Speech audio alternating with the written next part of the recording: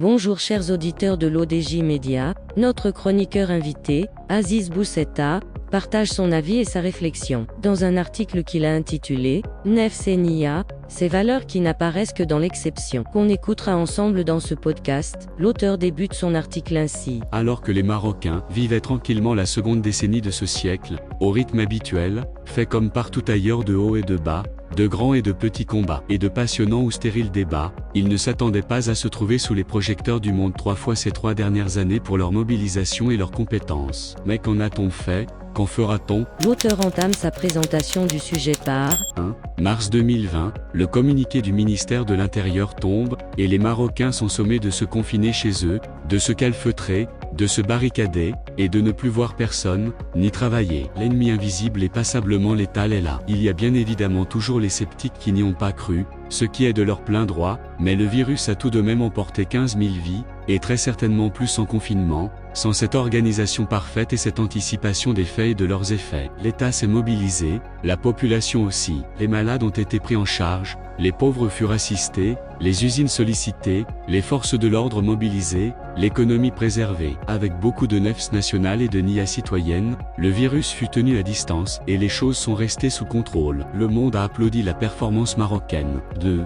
Décembre 2022, une vingtaine de jeunes hommes portent haut, très haut, les couleurs nationales au Qatar. Prenant le meilleur sur les plus grandes équipes du monde, ces jeunes ont donné le meilleur d'eux-mêmes, se hissant dans le dernier carré des meilleures équipes du monde. Le Maroc a brillé sur le terrain et dans les tribunes qataries, et son public a étincelé ici au Maroc, dans un extraordinaire élan de soutien et de support de son équipe, désormais figurant parmi les plus talentueuses du monde. Et on ne parle pas de la présence sécuritaire marocaine au Qatar. Ici aussi, avec beaucoup de nefs nationales et de NIA citoyennes, le triomphe était au rendez-vous. Le monde a encore applaudi la performance marocaine. L'auteur poursuit son article ainsi. 3. Septembre 2023. À Laouz, la montagne s'ébroue, la terre gronde, le sol tremble, les murs se fissurent, se brisent, les bâtiments s'écroulent sur des gens endormis. 3000 morts, 6000 blessés, des dizaines de milliers de sans-abri, d'orphelins, de veuves et de veufs, de personnes ruinées. La société se mobilise,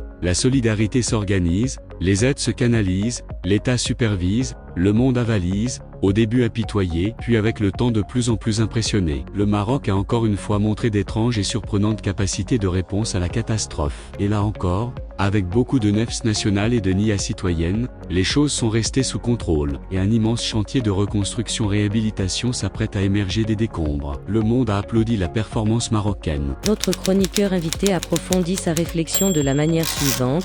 Dans ces 3 épisodes, l'État a montré sa puissance, et la société a révélé sa force. Et quand, dans une nation, ces 2 acteurs sont présents et actifs, il n'y a plus lieu de s'inquiéter pour la suite. Mais, pour autant, cela pourrait aller mieux. Comment ? Avec des corps intermédiaires, qui font mieux leur travail, qui soient plus présents, plus efficaces, plus visibles, plus dignes de confiance. Oh, on sait bien que dans l'ensemble des nations du monde, les classes politiques sont généralement sévèrement critiquées, et que seul l'État, avec sa puissance, agit et fait la différence. Mais tout de même, les 3 pouvoirs doivent alors se remettre en question, en cause. Au sein du gouvernement, certains ont été bons et visibles, d'autres simplement bons sans apparaître et une 3e catégorie n'a rien fait, ou presque, alors même que tous les départements ministériels sont concernés. Il faudra faire le compte et les mécomptes des uns et des autres, ceux qui étaient dans leur bureau ou sur le terrain, mobilisés, ou ailleurs, indifférents. NIA et nefs sont des valeurs inégalement partagées dans notre gouvernement. Monsieur Aziz Boussetta apporte une nouvelle dimension en affirmant que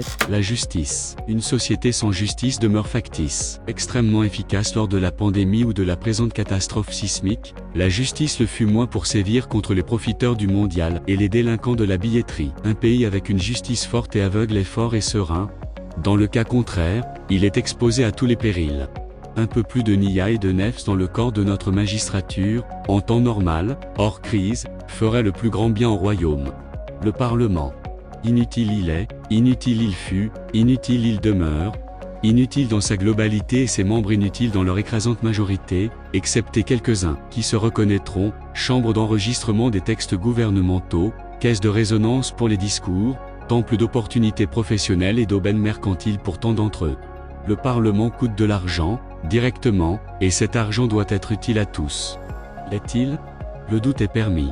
L'auteur a conclu son article en ces termes. En agissant comme il l'a fait dans tous ces événements, festifs ou dramatiques, le Maroc montre qu'il est apte, et capable de monter encore plus haut et plus fort, même par temps calme. Il importe, pour cela, que l'exceptionnel devienne la règle, que le sérieux devienne une seconde nature, que Nia et Nefs soient des valeurs plus partagées et plus répandues. Nous pourrons retenir ainsi que dans l'ordinaire nous sommes capables de faire aussi bien que ce que nous faisons lors des périodes extraordinaires. Rédigé par Aziz Boussetta.